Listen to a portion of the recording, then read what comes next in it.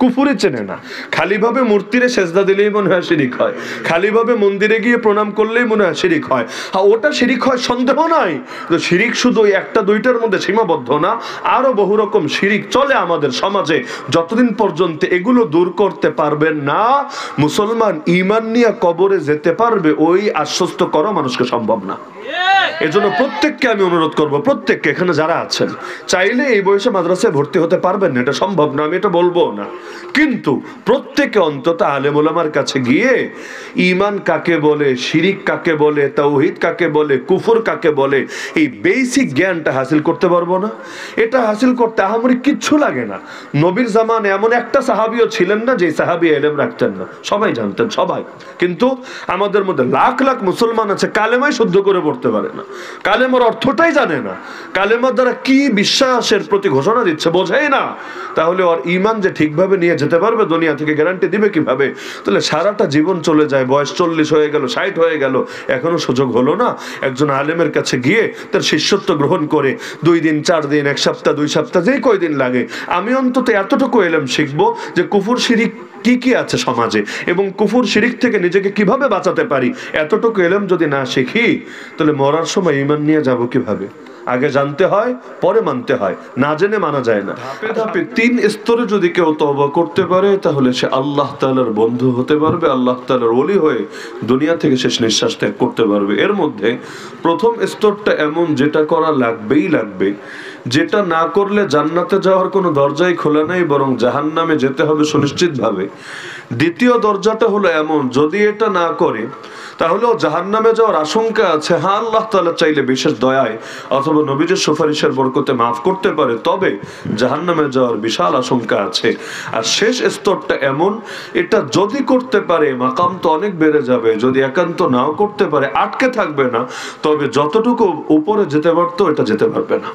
তাহলে 3 স্তরের তওবা। এর মধ্যে প্রথম স্তর একেবারে অবধারিত, দ্বিতীয় স্তরও যদি জান্নাতে যেতে চাই, জাহান্নামে মোটেও দিন কাটাতে না চাই, যে 2 দিন 4 দিন 10 দিন 20 দিনও জাহান্নামে থাকবো না, তাহলে এটা অনিবার্য। আর শেষেরটা যদি পারা যায় আলহামদুলিল্লাহ, যদি না পারা যায় একান্ত আটকে থাকবে না, তবে যদি পারে তাহলে বান্দার বন্দেগী সার্থক হবে। 1 নম্বরে যেই তওবা সবাইকেই করতে হবে সেটা হলো তুবু ইলাল্লাহ, তুবু ইয়ানি ইলা তাওহীদ মিনাশ শিরক। তোমরা ফিরে আসো আল্লাহর কাছে শিরিক ছেড়ে তাওহীদের পথে। তওবা শব্দের অর্থই ফিরে আসা, প্রত্যাবর্তন করা। আল্লাহর কাছ থেকে এসেছে, আবার আল্লাহর কাছেই ফিরে যাবে, মাঝখানে বান্দা হারিয়ে যাচ্ছে, এটা কোথায়? শিরিক মানেই হলো আল্লাহর সঙ্গে অংশীদার সাব্যস্ত করা। তাহলে যদি কোনো মানুষ শিরিক নিয়ে দুনিয়া থেকে যায়, তাকে আল্লাহ তাআলা কিছুতেই মাফ করবেন না, ক্ষমা করবেন না, জাহান্নামে তাকে যেতেই হবে, জাহান্নাম থেকে মুক্তির কোনো পথই থাকবে না। এমনকি কোরআনে আল্লাহ স্পষ্ট জানিয়ে দিয়েছেন, ইন্নাহু মাইয়ুশরিক বিল্লাহ, যে ব্যক্তি শিরিক করবে আল্লাহর সাথে, ফাকাদ হারামাল্লাহু আলাইহিল জান্নাহ, আল্লাহ জান্নাতকে হারাম করে দিয়েছেন তার জন্য, ওয়া মাওয়াহুন নার, তার একমাত্র ঠিকানা হবে জাহান্নাম, ওয়া মা লিযালিমিনা মিন আনসার, এরকম জালিমদের কোনো সাহায্যকারী থাকবে না। শিরিক হলো এমন পাপ, যেই পাপ নিয়ে কেউ যদি দুনিয়া থেকে যায় মাফ পাবে না, পাওয়ার কোনো সুযোগই নাই। তো এখন শিরিক এমন একটা পাপ, যেই পাপ নিয়ে কেউ যদি মরে জান্নাতে যাবে না, যাওয়ার কোনো সুযোগ নেই। তাহলে আমরা এখানে যারা আছি 1 নম্বর নিয়ত করি যে তওবা যেহেতু করা লাগবেই লাগবে, আল্লাহ অবধারিত করে দিয়েছে। এর মধ্যে আমি আগেই বলেছি, প্রথম প্রকার তওবা এমন, যেটা না করলে মুক্তি নাই, মুক্তির কোনো পথই খোলা নাই। সেই তওবাটা হলো শিরিক এবং কুফর যা যা আছে ভেতরে একটা একটা করে সবগুলোরে দূর করতে হবে। একরকম শিরিকরে বলে বড় শিরিক, আরেক প্রকার শিরিককে বলে ছোট শিরিক। ছোট শিরিক হলো এমন শিরিক যে শিরিক করলে বেঈমান হয় না, তবে আমলের সওয়াবও আবার পায় না। আর বড় শিরিক হলো এমন শিরিক যেই শিরিকে লিপ্ত হলে আর মুসলমান থাকে না, বেঈমান হয়ে যায়, মুরতাদ হয়ে যায়, অমুসলিম হয়ে যায়। ছোট শিরিক মানে হলো নেকামল আল্লাহর জন্য না করে নেকামল দুনিয়ার কোনো ধান্দার জন্য করা। যেমন নির্বাচন আসলে নতুন কিছু নামাজি পাওয়া যায় না, যাদেরকে সারা বছর খুঁজে পাওয়া যায় না, কিন্তু নির্বাচনের আগ দিয়ে পাক্কা নামাজিতে পরিণত হয়। বিশেষ করে জুমার দিন, জুম্মার আগ দিয়ে 2-4 মিনিট বয়ানও দিতে চায় যে খতিব সাহেব সারা বছর তো আপনি বয়ান করেন, আজকে আমাকেও 5-6 মিনিট বয়ান করার সুযোগ দেন। এই বয়ানের মধ্যে জাতির উদ্দেশ্যে হেদায়েত দিবে না, এই বয়ানের মধ্যে সে ক্ষমতায় আসলে কি কি করবে না করবে এইরকম বিভিন্ন মিথ্যা আশ্বাস, মিথ্যা অজুহাত, মিথ্যা ওয়াদা তাদেরকে দিতে থাকবে। তো এই যে বিভিন্ন মানুষ নামাজগুলো পড়ে নির্বাচনকে কেন্দ্র করে, তাহলে তার নামাজটা যদি আল্লাহর জন্য না হয়, মানুষকে দেখানোর জন্য হয়, ভোট আদায়ের জন্য হয়, এইটাও একরকম শিরিক। এই শিরিককে বলা হয় ছোট শিরিক, কারণ আমল করতে হয় আল্লাহর জন্য খালেস দিলে, আর সে আমল করছে মানুষের জন্য ভেজাল অন্তরে। এই রকম শিরিকে যদি কেউ লিপ্ত হয়, তাহলে ওই ব্যক্তি আমলের সওয়াব পায় না, বরং এর কারণে উল্টা আল্লাহর নিকট ফেসে যায়। কেমন ফাঁসা ফাঁসে? হাদিসের মধ্যে আছে, কিয়ামতের দিন সমস্ত কাফেরগুলোকে বিনা হিসাবে জাহান্নামে ফেলার পর মুসলমানদের 3 শ্রেণীর মাধ্যমে জাহান্নামকে স্টার্ট করা হবে। এর মধ্যে এক শ্রেণীর নাম শহীদ, এক শ্রেণীর নাম আলেম, আর এক শ্রেণীর নাম দানশীল। এখন শহীদ দিয়ে তো জান্নাত উদ্বোধন করার কথা হিসাবে, আলেমকে দিয়ে, দানশীলকে তো সবার আগে জান্নাতে ঢোকানোর কথা হিসাবে, তাহলে এদেরকে জাহান্নামে ফেলা হবে কোন যুক্তিতে? আল্লাহ তাআলা শহীদকে এনে হাজির করবেন, বলবে বান্দা আমি তোকে জান দিলাম, যৌবন দিলাম, শক্তি দিলাম, তুই কি করলি? সে জবাব দিবে, আল্লাহ তোমার দ্বীনের পথে লড়াই করেছি, যুদ্ধ করেছি, জিহাদ করেছি, করতে করতে আমি শহীদই হয়েছি, তো জানও তো দিয়ে দিলাম তোমার পথে, আর কি বাকি রেখেছি? এ উসিলা আমাকে মাফ করো, আমাকে জান্নাত দিয়ে দাও। আল্লাহ বলবে, তুই জান দিয়েছিস কথা সত্য, তবে আমার জন্য দিয়েছিস এটা মিথ্যা।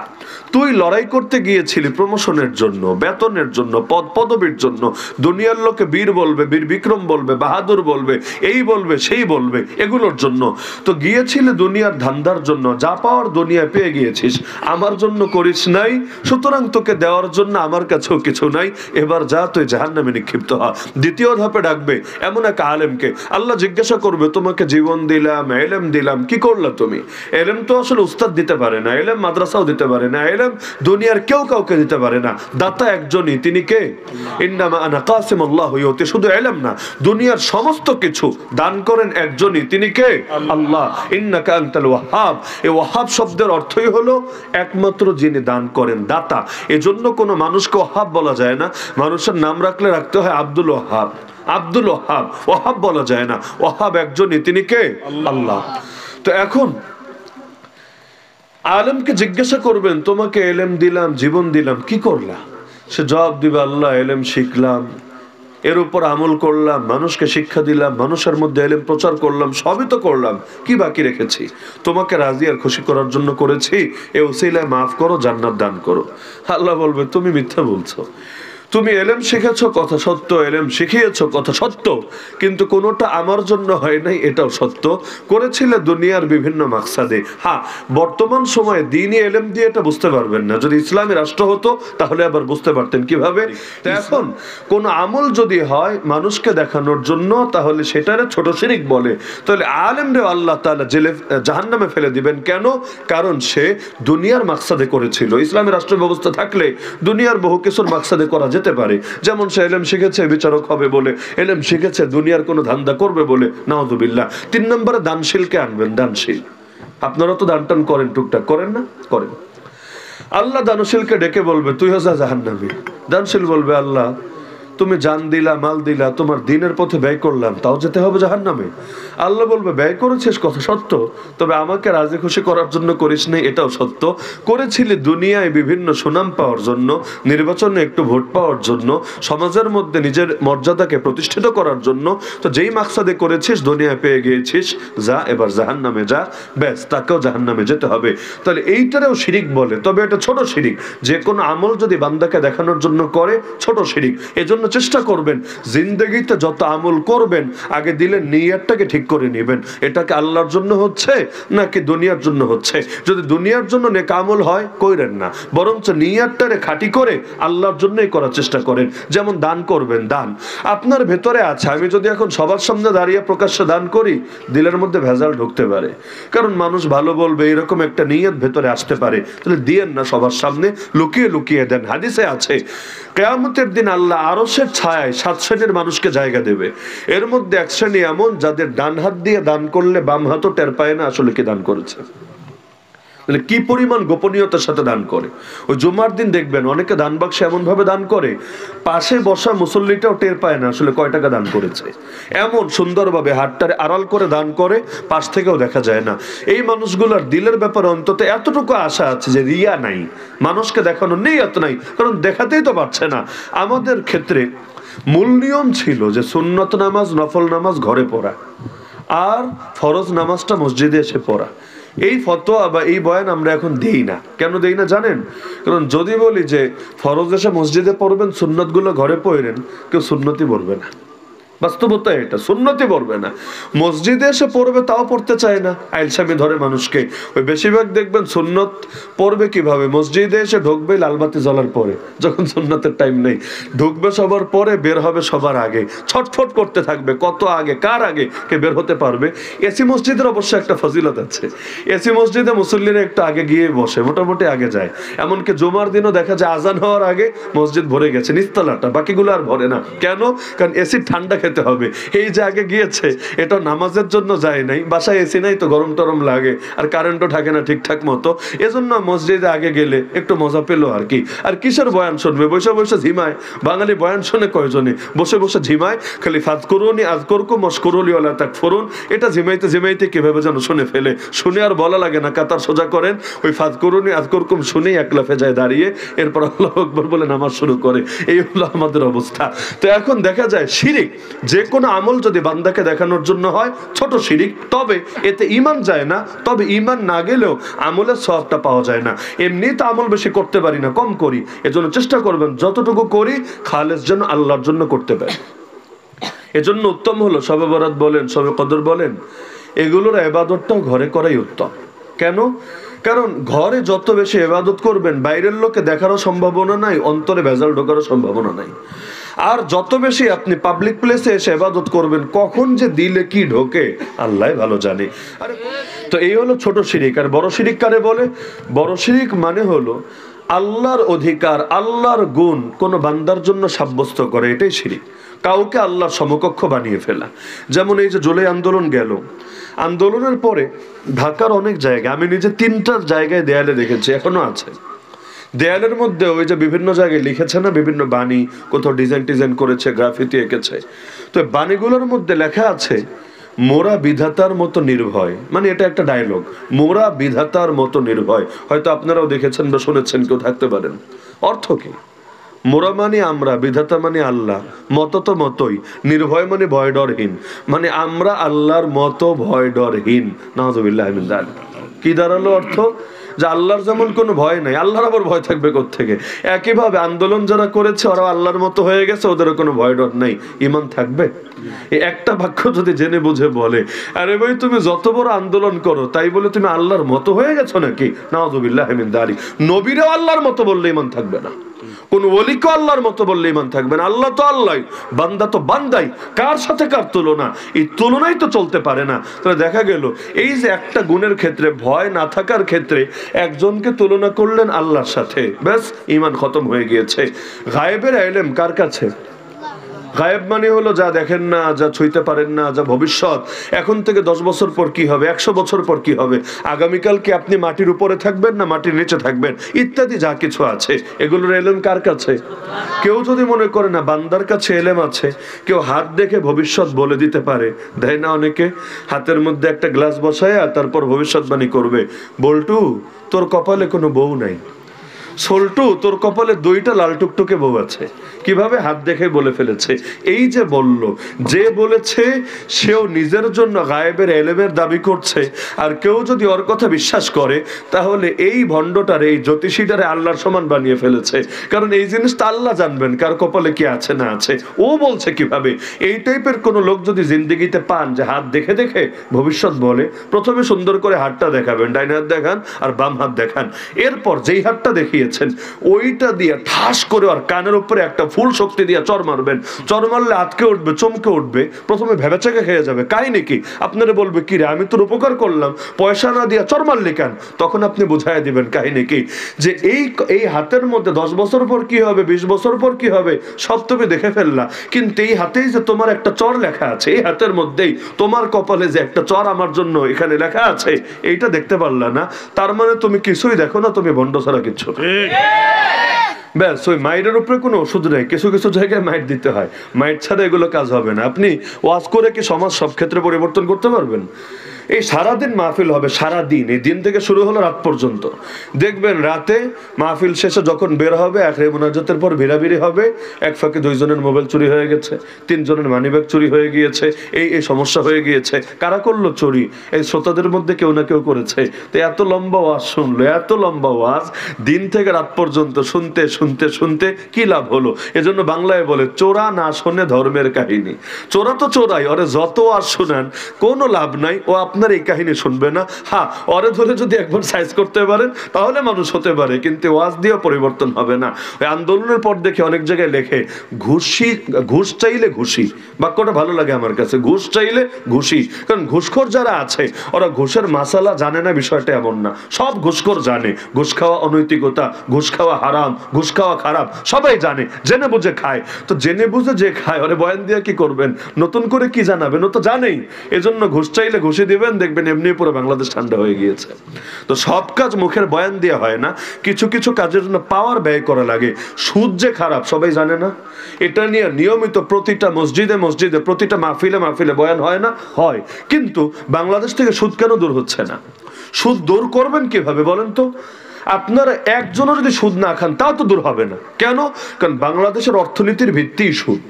আপনি ব্যক্তি হিসাবে খান বা না খান, দেশের অর্থনীতির চালিকা শক্তি সুদ, সব চলে সুদের উপরে। এই ব্যাংকিং বলেন, শেয়ার মার্কেট বলেন, বিমা বলেন, লোন বলেন, তো সব যখন সুদের উপর চলে, আপনি একা খান বা না খান, ওই আল্লাহর গজব যখন আসবে পুরো জাতির উপরে তখন পড়বে। কি করতে হবে? এই শুধুমাত্র এই ব্যক্তিগুলাকে সুদের বয়ান দিয়েই এই জাতিকে আল্লাহর গজব থেকে বাঁচানো যাবে না। এর জন্য শক্তি ব্যয় করে, আন্দোলন সংগ্রাম করে সুদমুক্ত অর্থনীতি প্রতিষ্ঠা করতে হবে। সুদের পক্ষে যেই সরকার দাঁড়াবে কান ধরে গদি থেকে নামায় দিতে হবে, আর সুদমুক্ত অর্থনীতির পক্ষে যারা ওয়াদা দিবে তাদেরকে নিয়ে ক্ষমতায় বসাতে হবে। সবকিছু মুখের বয়ান দিয়ে পরিবর্তন হয় না। যদি হতো, আল্লাহ নবীকে বদরে যাওয়া লাগতো না, উহুদে যাওয়া লাগতো না, 27টা জিহাদের ময়দানে যাওয়া লাগতো না, 47টা রণাঙ্গনে বাহিনী পাঠানো লাগতো না। তো শিরিক মানে যেই শিরিকের কারণে বেঈমান হয়, আল্লাহর কোন গুণ বান্দার জন্য সাব্যস্ত করা, যেটা আল্লাহর জন্য করা উচিত সেটা বান্দার জন্য করা। সেজদা দেওয়া দরকার কাকে? ইবাদত করা দরকার কার? এখন কেউ যদি বান্দার ইবাদত করে, বান্দার নামে কসম খায়, বান্দার নামে মানত করে, ইত্যাদি ইত্যাদি ইত্যাদি, তাহলে সে বড় শিরিকে লিপ্ত হয়েছে। বাংলাদেশে একটা শিরিক আছে আমাদের সংবিধানে, এবং এই শিরিক যতদিন থাকবে, যতই ইসলাম করে মুখে ফেনা তুলে ফেলেন না কেন, ইসলাম আসবে না, জিন্দেগি তো আসবে না। কি জানেন? সকল ক্ষমতার মালিক জনগণ, নাউযুবিল্লাহ মিন যালিক, সার্বভৌমত্ব জনগণের। এই সকল ক্ষমতার মালিক জনগণ, এই বাক্যের মধ্যে শিরিক আছে নাকি নাই? আপনারাই বলেন, এটা বোঝার জন্য বড় হুজুর হওয়া লাগবে না। সকল ক্ষমতার মালিক জনগণ, এই বাক্যে শিরিক আছে নাকি নাই? সকল ক্ষমতার মালিক কে? সবাই বোঝে সকল ক্ষমতার মালিক আল্লাহ।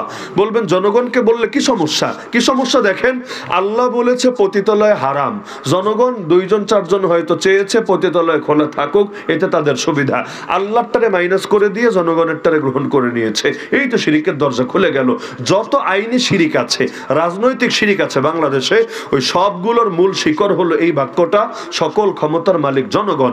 যদি এই সংবিধানের মধ্যে সকল ক্ষমতার মালিক জনগণ লেখা থাকে, ওই সংবিধান কোনো মুসলমানের সংবিধান হতে পারে না, ওই সংবিধান কোনো ইসলামের সংবিধান হতে পারে না, ওই সংবিধান কুফুরের সংবিধান, ওই সংবিধান জাহেলিয়াতের সংবিধান। ওই সংবিধান ধরে ডাস্টবিনে আর ড্রেনে ছুঁড়ে ফেলার আগে এই জাতির কপালে মুক্তি আসবে না। তো এরকম রন্ধে রন্ধে বহু শিরিক আছে। তো ব্যক্তি হিসাবে মূর্তি পূজা হয়তো করেন না, আপনি ভাইবেন না যে কোনো শিরিক নাই। মূর্তি পূজা করাও যেমন শিরিক, আল্লাহরে বাদ দিয়া মানুষকে আইন দিতে পারে, বিধান দিতে পারে, হালাল হারাম বানাতে পারে, এটা মনে করাও শিরিক। ওই শিরিকের কারণে ঈমান যাবে, এই শিরিকের কারণে ঈমান যাবে। তাহলে 1 নম্বর তওবা হলো সব কুফর শিরিক ছাড়তে হবে। পারবেন না ইনশাআল্লাহ? কিভাবে পারবেন? আগে তো জানতে হবে কোনটা কুফর, কোনটা শিরিক, কোনটা ঈমান, কোনটা তাওহীদ। না জানলে ছাড়বেন কিভাবে? না জানি নাকি ছাড়া যায় নাকি? আগে তো জানতে হয়, পরে না ছাড়তে হয়। কুফুরি চেনে না, খালি ভাবে মূর্তিরে সেজদা দিলেই মনে হয় শিরিক হয়, খালি ভাবে মন্দিরে গিয়ে প্রণাম করলেই মনে হয় শিরিক হয়।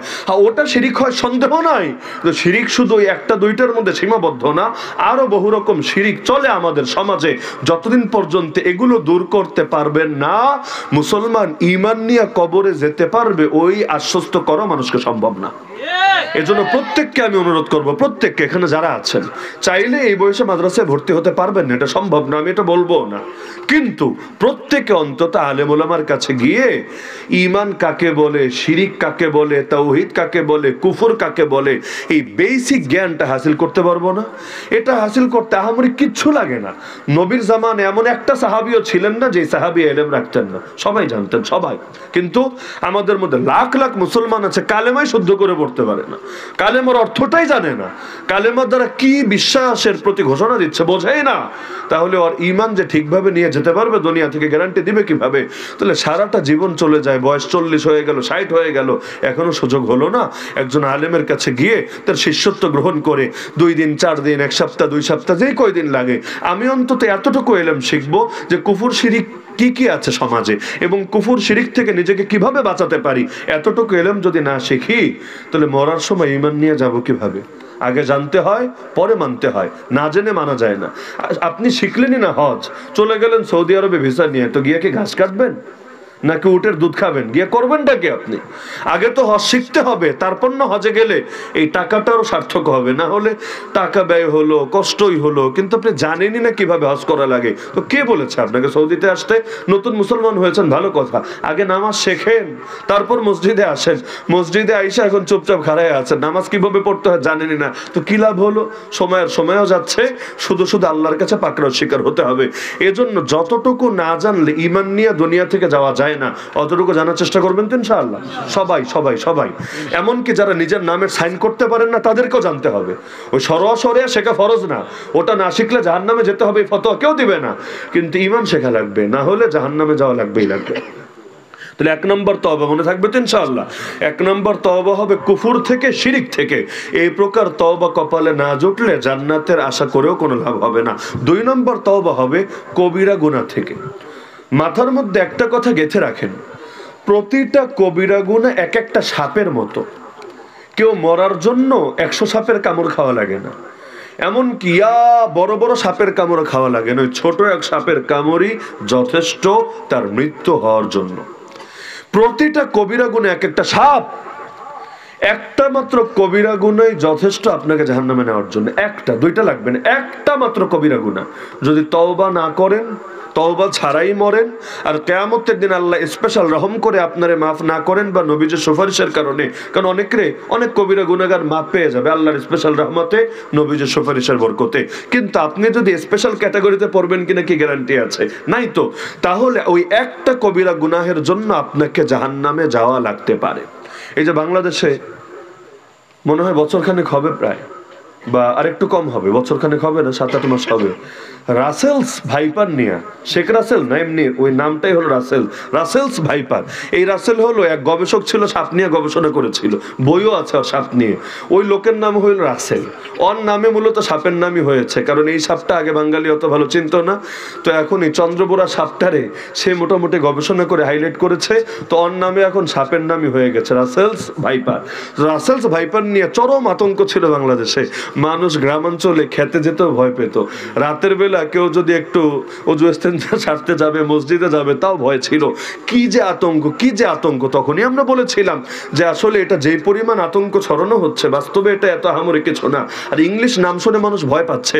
বলেন চন্দ্রবোরা সাপ, অথবা যে এলাকায় যেই নামে মানুষ চেনে, তাহলে এত ভয় পাবে না। কৃষকরা বহু আগ থেকে চেনে, কিন্তু নতুন নাম দিয়ে ভালো মার্কেটিং করা হচ্ছে কেন? বড় একটা ইস্যুকে আড়াল করার জন্য। ওই সময় একটা ইস্যু ছিল, ওইটা নিয়ে ওই সময় আলোচনা করেছি। তো এখন কই গেল রাসেলস ভাইপার? তখন পত্রিকায় লিখতো কয়দিন পর পর ঢাকার 40 কিলোমিটার কাছে চলে আসলো রাসেল ভাইপার, পরের দিন 30 কিলোমিটার কাছে। মানে এটা গাড়ি যেন ধীরে ধীরে আগায় আসছে ঢাকার দিকে। আর ঢাকার মানুষ ভয়ে এখন মনে হয় নাওয়াখারা ছেড়ে দিবে, কখন জানিয়ে এসে রাসেলস ভাইপার একটা ছবল দেয়। এই পরিমাণ আতঙ্ক। এমনকি আমারও মনে পড়ে মাহফিলে যেতাম, গাড়ি থেকে নামতাম, তখনও বলতো হুজুর একটু দেখে দেখে আসেন, কেন না জানি রাসেলস ভাইপার এসে আবার কামড় বসায় দেয়। এত এত আতঙ্ক, এখন খবরই নেই। এখন আর কোনো খবর আছে? নাই। তো আমি চিন্তা করি রাসেলস ভাইপার নিয়ে বাঙালি যেই পরিমাণ আতঙ্কিত হয়েছিল, কবিরা গুনাহ নিয়ে যদি আর 1000 ভাগের 1 ভাগ আতঙ্কিত হতো, এতদিনে প্রত্যেকে হাসান বসরি হয়ে যেত। অথচ সাপের কামড় খেলে কি হবে? কিচ্ছু হবে না। যদি মরেও আল্লাহ তার এই ওসিলা মাফ করে দিবেন, তার জান্নাতে দিয়ে দিবেন ইনশাআল্লাহ। ঈমান নিয়ে মরলে কি সমস্যা? এমনকি যদি দুর্ঘটনায় মরে আল্লাহ তাকে বহুগুণ প্রতিদান বাড়িয়ে দিবেন। সুতরাং সাপের কামড় আমাদের জন্য বড় টেনশন না, কিন্তু একটা কবিরা গুনাহ নিয়েও যদি যাই, এটা বড় টেনশন। এজন্য কবিরা গুনাহ থেকে তওবা করা লাগবে। হ্যাঁ, কবিরা গুনাহ বান্দা হিসাবে হয়তো হয়ে যায়, তো গুনাহ করার পর আল্লাহর রাস্তায় তওবা করতে দেরি করবেন না।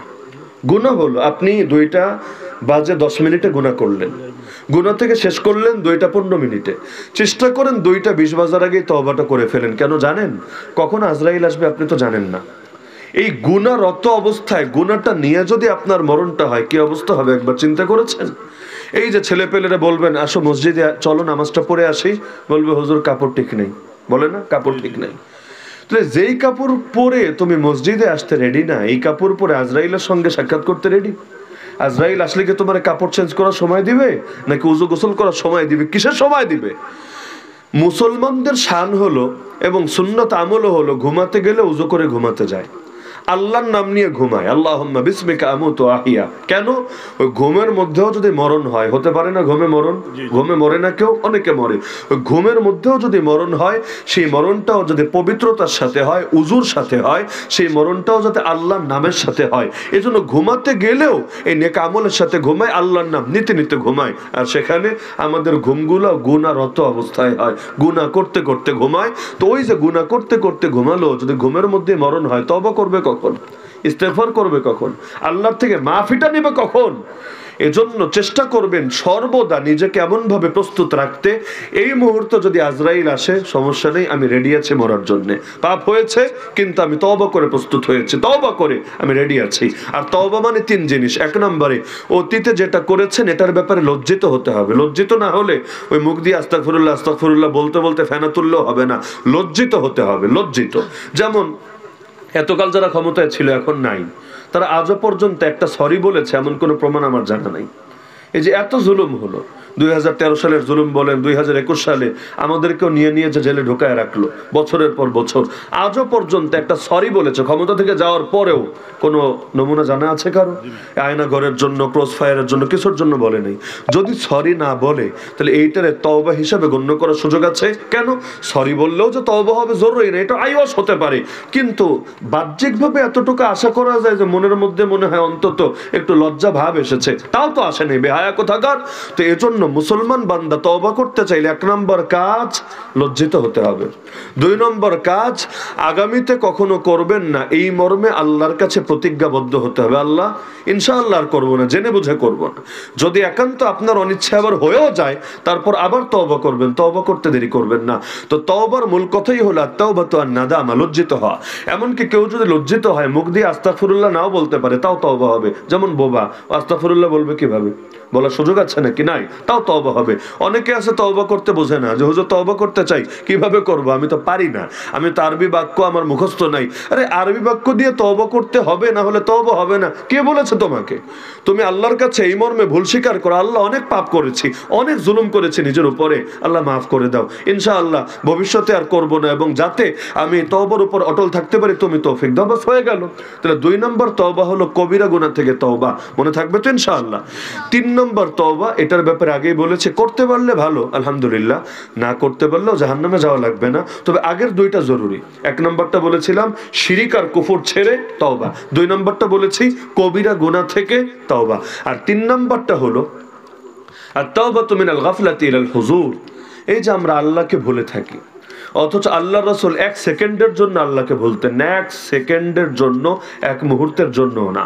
বান্দা যখন আল্লাহকে ভুলে থাকে ওই সময় শয়তান পারে তার ওয়াসওয়াসা দিতে। যদি সে আল্লাহর স্মরণে থাকে, আল্লাহর জিকিরে থাকে, শয়তানের 14 গোষ্ঠীরও ক্ষমতা নেই তার ভেতরে ওয়াসওয়াসা ঢুকাবে। গুনাহ মানুষ তখনই করে যখন আল্লাহর জিকির থেকে দিল গাফেল হয়ে যায়। এজন্য শেষ প্রকার তওবা হলো সর্বদা আল্লাহকে স্মরণে রাখা, এই যে এতকাল ভুলেছিলাম ওই অবস্থা থেকে ফিরে আসা। তা আল্লাহরে মনে মনে স্মরণে রাখবেন কিভাবে? এজন্য সবচাইতে আসান তরিকা মুখ দিয়ে আল্লাহরে ডাকতে থাকা। কারণ মুখ দিয়া যা বলি, কান দিয়া যা শুনি, চোখ দিয়া যা দেখি, দিলের মধ্যে ওইটাই থাকে, বাইরের কিছু থাকে না। তো এখন কান দিয়ে আল্লাহর কথা শোনেন, চোখ দিয়ে আল্লাহর নেয়ামত দেখে আল্লাহ শুকরিয়া আদায় করেন, আর জবান দিয়ে আল্লাহর নামের জিকির, সেটা যেই জিকিরে মনে চাই বেশি বেশি বলেন, ইনশাআল্লাহ তাহলে দিলের মধ্যে আল্লাহর স্মরণ জারি থাকবে। যখন পাপ করেন ওই সময় কি আর দিলে আল্লাহর স্মরণ জারি থাকে না? সম্ভব না। তো যে কারণে মুখ দিয়ে বেশি বেশি জিকির করতে বললে আলহামদুলিল্লাহ, যদি নাও পারেন চেষ্টা করবেন বেশি থেকে বেশি মুখ বন্ধ রাখতে, মানে কথা কম বলতে। কথা যত কম বলবেন জান্নাতে যাওয়া তত সহজ, কথা যত বেশি বলবেন জাহান্নামে যাওয়া তত সহজ। এই কথার কারণে কিয়ামতের দিন অধিকাংশ মানুষ জাহান্নামে যাবে। কথা ওয়াহাল ইয়াকুবুন নাসা ফিন নারি আলা উজুহিহিম আও ক্বালা আলা মানাখিরিহিম ইল্লা হাসাইদু আলসিনাতিহিম, বুখারীর হাদিস। তো সুতরাং কথার ব্যাপারে সাবধান। নবীজির একটা হাদিস শুনিয়ে আলোচনা শেষ করি। আল্লাহ নবী বলেছেন যে উম্মত 2টা জিনিস হেফাজতের গ্যারান্টি দিবে, জাস্ট 2টা জিনিস হেফাজতের গ্যারান্টি দিবে, আমি নবী তার জন্য জান্নাতের জামিনদার হয়ে যাব। নবীজি যদি জান্নাতের জামিনদার হয়, নবী অন্তত আমাদের সাথে ওয়াদা খেলাফি করবে না, সম্ভবই না। নবী জান্নাতের জামিনদার হবে, জাস্ট 2টা জিনিস হেফাজতের গ্যারান্টি দিতে হবে।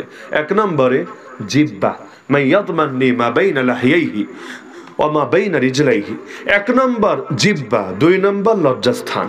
এমন 2টো অঙ্গ যেখানে হাড্ডি নাই, নরম, কিন্তু এমন অঙ্গ যেই অঙ্গ আপনারা জাহান্নামে নেওয়ার জন্য যথেষ্ট, দ্বিতীয় কিছু লাগবে না।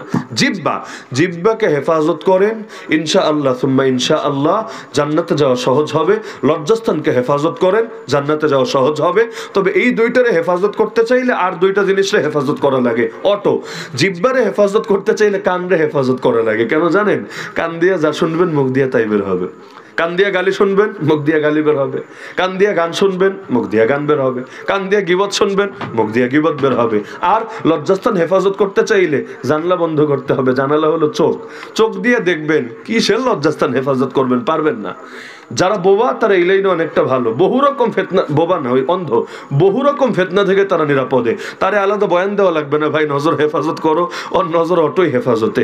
যদিও তার মাকাম বাড়বে না আল্লাহর কাছে আপনার চাইতে, কেন? ওর গুনাহ করার শক্তিই নাই। তাহলে তার আলাদা এখানে কৃতিত্বের কি আছে? আপনার শক্তি আছে। তাও যদি আল্লাহর জন্য আপনি কন্ট্রোল করতে পারেন, আল্লাহ আপনাকে অবশ্যই প্রতিদান দিবে। তো 2 জিনিস হেফাজত করতে হবে, জিহ্বা আর লজ্জাস্থান। আর আমি একটু যোগ করে দিলাম, সেটা হলো জিহ্বা হেফাজত করতে চাইলে কি হেফাজত করা লাগবে? কান। কান দিয়ে গান শোনা যাবে না, গীবত শোনা যাবে না, কান দিয়ে গালি খারাপ কথা শোনা যাবে না। যেখানে হবে প্রতিবাদ করবেন, না হলে উঠে চলে আসবেন, কিন্তু এই খারাপ জিনিসগুলো শুনবেনও না, যাতে করে মুখ দিয়ে অটো না চলে আসে। যদি চান বাচ্চারা গালিগালাজ না করুক, বাচ্চাদের সামনেও গালি দেওয়া যায় না, না হলে বাচ্চা গালি শিখে ফেলবে, আপনি আটকায় রাখতে পারবেন না। আপনি চান বাচ্চা গান বাজনা না করুক, আর ঘরে টিভি চালাবেন আর বাচ্চা গান বাজনা করবেন, এটা সম্ভব না। অটো শিখে ফেলবে, ওরা শিখাইতে হবে না। ঘর থেকে শয়তানের বাক্স বের করেন এবং বাচ্চারা যাতে অন্য পরিবেশে গিয়েও গান শুনতে না পারে ব্যবস্থা করেন। দেখবেন বাচ্চা মাঝে মাঝে কোরআন তেলাওয়াতি করবে, দোয়া দরুদি পড়বে, খারাপ কিছু বলবে না। তো জবান হেফাজত করতে চাইলে কান লাগবে হেফাজত করা, আর লজ্জাস্থান হেফাজত করতে চাইলে চোখ লাগবে হেফাজত করা। আর চোখ যদি খোলা থাকে, দিলও হেফাজতে থাকবে না, লজ্জাস্থানও হেফাজতে থাকবে না, কোনো কিছু হেফাজতে থাকবে না। আল্লাহ তাআলা আমাদের সবাইকে 3 প্রকারের তওবা করার তৌফিক দান করুন। আল্লাহ তাআলা জামিয়া কারিমিয়া ইহয়া উলুম মাদ্রাসাকে কবুল করুন।